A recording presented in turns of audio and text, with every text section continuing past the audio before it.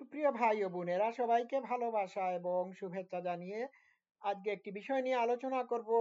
আজকের আলোচ্য বিষয় হলো যে কোন 5টি জিনিস থেকে বিরত থাকবেন এবং কেন বিরত থাকবেন, বিরত থাকলে পরে কি লাভ হবে। দেখুন, এই 5টা জিনিস নিয়ে আমি আজকে আলোচনা করছি। আপনারা শুরু থেকে শেষ পর্যন্ত থাকবেন। এই 5টি জিনিসের উপর আমল করতে পারলে অনেকটা জীবন ঝঞ্ঝাট মুক্ত হয়ে যাবে। নাম্বার ওয়ান হলো যে দুনিয়াতে দুটো জিনিস রয়েছে। একটি হচ্ছে আপনার কন্ট্রোলের ভিতর, আর একটি হচ্ছে আপনার কন্ট্রোলের বাইরে। আপনার নিয়ন্ত্রণাধীন বিষয়ের উপর যদি আপনি ফোকাস করেন তাহলে আপনি এইগুলো এইগুলোর উপর উৎকর্ষ সাধন করতে পারেন। আহ আর যেগুলো আপনার নিয়ন্ত্রণের বাইরে রয়েছে সেইগুলো যদি আপনি নিয়ন্ত্রণে আনতে চান তাহলেই আপনি সমস্যায় পড়ে যাবেন। তো আপনার নিয়ন্ত্রণের ভিতর কি আছে? আপনার নিয়ন্ত্রণের ভিতর রয়েছে আপনার চয়েস, আপনার ডিসিশন মেকিং এর ক্ষমতা, আপনার ইচ্ছা অনিচ্ছা, আপনার কাজকর্ম, আপনার আচার আচরণ। অন্য যেগুলো রয়েছে সেগুলো আপনার নিয়ন্ত্রণের বাইরে, যেমন অন্যের আচরণ, বিহেভিয়ার, ইচ্ছা অনিচ্ছা, তারপর তাদের চয়েস, এগুলো হচ্ছে আপনার অন্য মানুষের নিয়ন্ত্রণাধীন, আপনার নিয়ন্ত্রণের ভিতর না। সুতরাং এইগুলো যখন আপনি নিয়ন্ত্রিত করতে চাইবেন বা করার চেষ্টা করবেন, তখনই আপনি সমস্যায় পড়বেন। তাহলে আপনার নিয়ন্ত্রণের ভিতর রয়েছে আপনার চয়েস। আপনি কি করবেন না করবেন এটি সম্পূর্ণ আপনার নিয়ন্ত্রণাধীন। আপনি গসিপ করবেন নাকি গসিপ করবেন না এটি আপনার নিয়ন্ত্রণাধীন। আপনি মানুষের সাথে ভালো ব্যবহার করবেন নাকি রূঢ় ব্যবহার করবেন এটিও আপনার নিয়ন্ত্রণাধীন। তাহলে আপনার নিয়ন্ত্রণাধীন বিষয়গুলোর উপর আপনি ফোকাস করবেন। অন্য মানুষ আপনাকে অপমান করছে,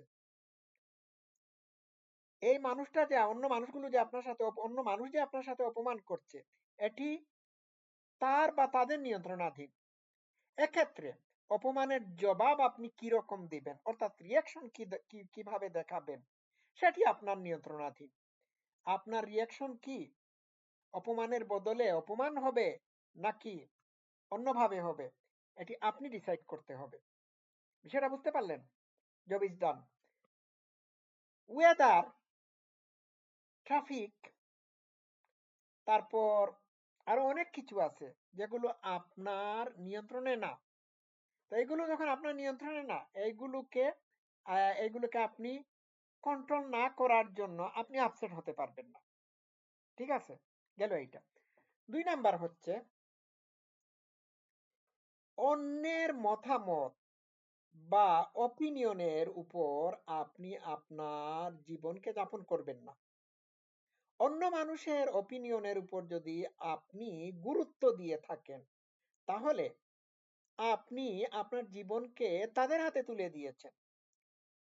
সমাজের মানুষ যদি চায় আপনি এইরকম কাপড় পরুন অথবা এইভাবে কথা বলুন বা এইভাবে চলুন কিংবা এইভাবে চলবেন না, তাহলে কিন্তু এই জীবনটা আপনার না।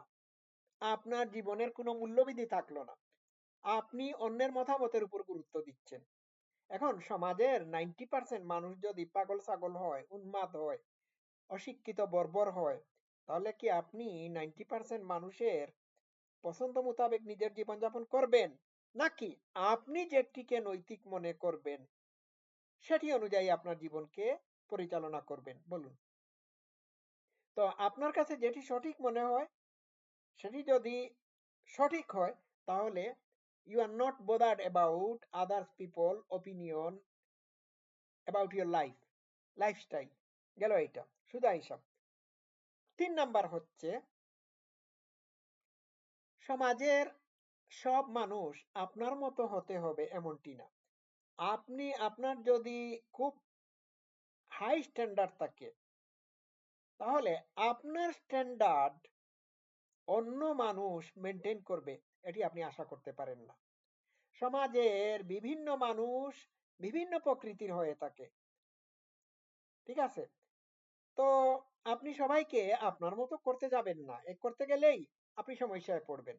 You have to accept everybody. সমাজের কোনো মানুষ টাকা-পয়সা, তারপর anxiety, অস্থিরতা, লোভ লালসার দাস হিসাবে জীবনযাপন করে থাকে। এখন আপনি এই দিক বিবেচনা করলে পরে তাদেরকে আপনার মতো পারফেক্ট বানাতে পারবেন না। এটি করতে গেলেই আপনার anxiety লেভেল বেড়ে যাবে। ঠিক আছে? You have to accept. ৪ number হচ্ছে যে আপনি আপনি আপনার আপনার ক্ষেত্রে স্ট্রিক্ট হবেন। অন্যের ক্ষেত্রে আপনি এ আপনার ক্ষেত্রে যেভাবে স্ট্রিক্ট হবেন, সেইভাবে হবেন না। আপনি ভুল করলে আপনি আপনার প্রতি কঠোর হবেন। কারণ এটি আপনি। আপনি যদি ভুল করেন তাহলে আপনি সাফার করবেন। আর অন্য মানুষ যদি ভুল করে তাহলে আপনি তো সাফার করছেন না।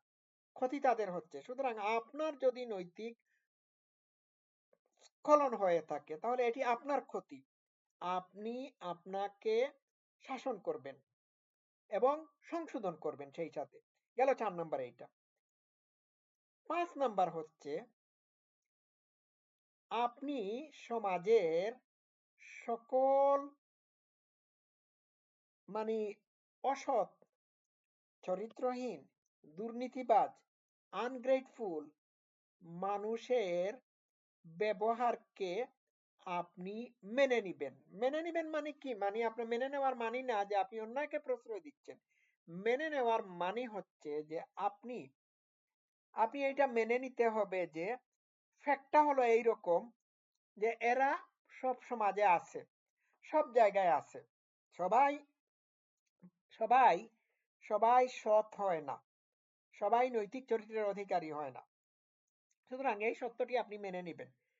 এটি মেনে নিয়ে আপনি আপনি আপনার জীবনকে পরিচালনা করতে হবে। এটি মেনে যদি নেন বা এই সমস্ত মানুষকে যদি এই ফ্যাক্টকে যদি আপনি অ্যাকসেপ্ট করেন তাহলে আপনার আর কোনো সমস্যা হচ্ছে না। You can go on well. আপনি ভালোভাবে চলতে পারবেন। ঠিক আছে?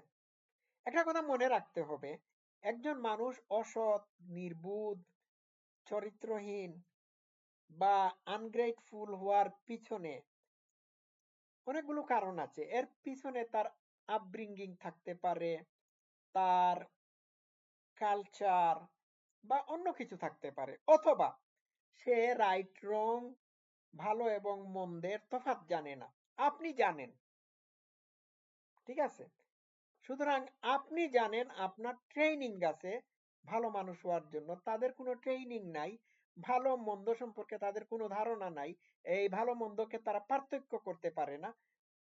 যার কারণে তারা যে অন্যায় আচরণ করে থাকে এটিকে তারা ন্যায় মনে করে থাকে। তাদের দৃষ্টিভঙ্গি অনুযায়ী তারা যা করছে সেটা ন্যায়। তাহলে আপনি আপসেট হবেন কেন? আপনি আপসেট হবেন না। আপনি তাদের প্রতি সহানুভূতিশীল হবেন। আর কৃতজ্ঞ থাকবেন যে আপনি তাদের মতো হন নাই।